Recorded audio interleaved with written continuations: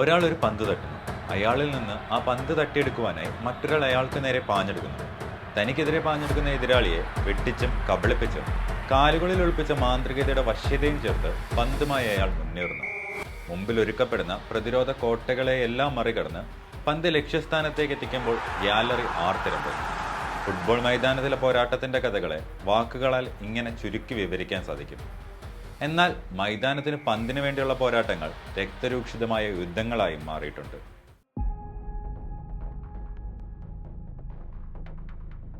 കാലപ്രവാഹത്തിനിടയിലും ആദിമ സ്വരൂപത്തിന്റെ തനിമ ചോരാതെ സൂക്ഷിക്കുന്ന ഫുട്ബോൾ എന്ന കായിക വിനോദത്തിന് പകയുടെയും വാശിയുടെയും ചോരമണക്കുന്ന കഥകൾ കൂടി പറയാനുണ്ട്.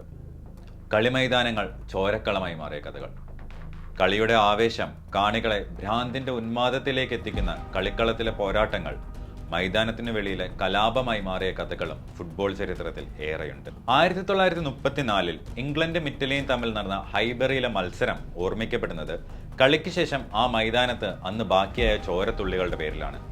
ലോകകപ്പ് വിജയം ആഘോഷിക്കുവാൻ വേണ്ടി നടത്തിയ ആ സൗഹൃദ മത്സരം പല്ലും നഖവും ഉപയോഗിച്ചുള്ള ഇംഗ്ലണ്ട് ഇറ്റലി യുദ്ധം തന്നെയായിരുന്നു. 90 മിനിറ്റുകൾക്ക് ശേഷം ചോരയൊലിപ്പിച്ചും മുടന്തിയുമായിരുന്നു അന്ന് കളിക്കാർ മൈതാനം വിട്ടത്. കളി നിയന്ത്രിച്ച റഫറിമാർക്ക് പോലും ചോരയൊലിപ്പിക്കേണ്ടി വന്ന യുദ്ധത്തിൽ അന്നത്തെ ലോക ജേതാക്കളായി എത്തിയ ഇറ്റലിയെ ഇംഗ്ലണ്ട് 3-2 തകർത്തു. പക്ഷേ ഈ മത്സരം ഫുട്ബോൾ ചരിത്രത്തിൽ രേഖപ്പെടുത്തിയിരിക്കുന്നത് മൈതാനത്ത് അന്ന് ചിന്തിയ ചോരയുടെ പേരിലാണ്. അന്ന് ഈ മത്സരം റിപ്പോർട്ട് ചെയ്ത ലണ്ടനിലെ ടൈംസ് പത്രത്തിന്റെ തലവാചകം ഇങ്ങനെയായിരുന്നു: ഇംഗ്ലണ്ട് യുദ്ധം ജയിച്ചു. തൊട്ടു താഴെ സ്പോർട്സ് ലേഖകൻ എന്നതിന് പകരം യുദ്ധകാര്യ ലേഖകൻ എന്നായിരുന്നു എഴുതിയിരുന്നത്. 50,000 ആളുകളെ ദൃക്സാക്ഷിയാക്കിയ ഫുട്ബോളിന്റെ ചരിത്രത്തിലെ ഏറ്റവും രക്തപങ്കലമായ ഈ പോരാട്ടത്തെ കാലത്തിന്റെ ഓർമ്മത്താളുകളിൽ ബാറ്റിൽ ഓഫ് ഹൈബറി എന്നാണ് രേഖപ്പെടുത്തിയിരിക്കുന്നത്.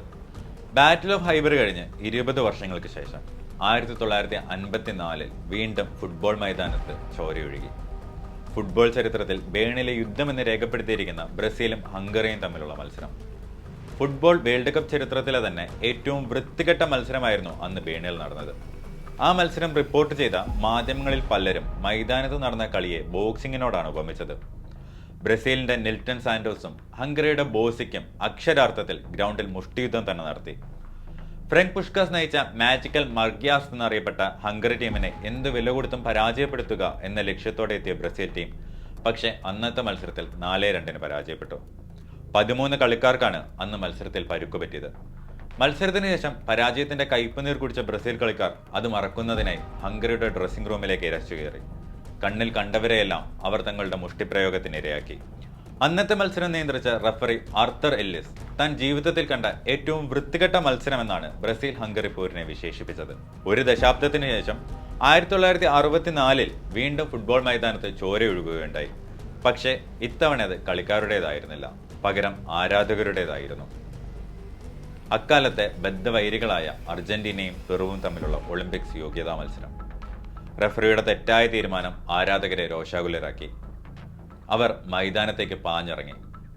പോലീസിന് മറ്റു മാർഗങ്ങളുണ്ടായിരുന്നില്ല. ആവേശത്താൽ രോഷാകുലരായ ആരാധകർക്ക് നേരെ പോലീസ് കണ്ണീർവാതകം പ്രയോഗിച്ചു. ചിതറിയോടിയവർ താഴെ വീണവരെ ചവിട്ടിയരച്ചു. പുറത്തേക്കുള്ള വാതിലുകളുടെ ഇടയിൽ കുടുങ്ങി ആന്തരിക രക്തസ്രാവം സംഭവിച്ചും ശ്വാസം മുട്ടിയും ആളുകൾ ആ മൈതാനത്ത് പിടഞ്ഞു വീണു. ആവേശവും ക്രോധവും അന്നവിടെ ബാക്കി വെച്ചത് 318 മൃതശരീരങ്ങളായിരുന്നു. കളിക്കളത്തിലെ ആവേശം മൈതാനത്തെ കൊല്ലയറകളാക്കി മാറ്റിയ സംഭവങ്ങൾ ഫുട്ബോൾ ചരിത്രത്തിൽ അനേകമുണ്ട്. കളിയുടെ ആവേശം ഉച്ചസ്ഥായിയിലെത്തുമ്പോൾ അത് ഭ്രാന്തമായ ഉന്മാദാവസ്ഥയിലേക്ക് കളിക്കാരെയും കാണികളെയും എത്തിക്കുന്നത് മാത്രമല്ല കളിക്കളത്തെ കൊല്ലയറകളാക്കി മാറ്റിയത്. കളിമൈതാനത്ത് ചോര തെറിക്കുന്നതിന് രാഷ്ട്രീയത്തിനും ദേശീയതയ്ക്കും പങ്കുണ്ട്. രാഷ്ട്രീയ സമരങ്ങൾക്കും ഫുട്ബോൾ എന്ന കായിക വിനോദം ഉപാധിയായിട്ടുണ്ട്. ചെറുത്തുനിൽപ്പിന്റെയും അടിച്ചമർത്തലിന്റെയും കഥകളും ഫുട്ബോൾ മൈതാനങ്ങൾക്ക് പറയാനുണ്ട്. ചിലിയൻ സോഷ്യലിസത്തെ ഓർമ്മിപ്പിച്ച പാബ്ലോ നെരൂദ സ്റ്റേഡിയത്തെ വലതുപക്ഷ തീവ്ര ദേശീയതയുടെ ചിഹ്നമാക്കി പിനോഷെ ഭരണകൂടം മാറ്റുകയുണ്ടായി. ഫുട്ബോൾ മത്സരത്തിന്റെ അതേ പ്രതീതിയിൽ മനുഷ്യക്കുരുതി നടത്തുവാനുള്ള താവളമായി പാബ്ലോ നെരൂദ സ്റ്റേഡിയം മാറി. മത്സരത്തിന്റെ ആവേശം അലതല്ലുന്ന ഗാലറിയിൽ കാണികളായി എത്തിയത് വലതുപക്ഷ പ്രവർത്തകരായിരുന്നു. സ്റ്റേഡിയത്തിനുള്ളിൽ ഇടതുപക്ഷക്കാരെ പട്ടാളം പീഡിപ്പിക്കുന്നത് ബാൻഡ് മേളത്തിന്റെ അകമ്പടി സങ്കേതം സൃഷ്ടിച്ചായിരുന്നു സ്റ്റേഡിയത്തിലെത്തിയ പിനോഷെ അനുഭാവികൾ ആസ്വദിച്ചത്. 500ഓളം ഇടതുപക്ഷ പ്രവർത്തകരെ സ്റ്റേഡിയത്തിനുള്ളിൽ കൊല ചെയ്യുന്നത് തത്സമയം ടെലിവിഷനിലൂടെ സംപ്രേഷണം ചെയ്യുകയും ചെയ്തു. കലാപത്തിൻ്റെയും മരണത്തിൻ്റെയും ഗന്ധമുള്ള കഥകൾ ഫുട്ബോളിന് ഇനിയും പറയുവാനുണ്ട്. പത്രക്കടലാസുകൾ നൂലുകൊണ്ട് വരിഞ്ഞുകെട്ടിയും സോക്സുകൾ ചുരുട്ടിക്കുട്ടി പന്താക്കിയും ഫുട്ബോൾ കളിക്കുന്ന മനുഷ്യരെ ലോകത്തിന്റെ ഏതു തെരുവുവീതിയിലും കാണാൻ സാധിക്കും.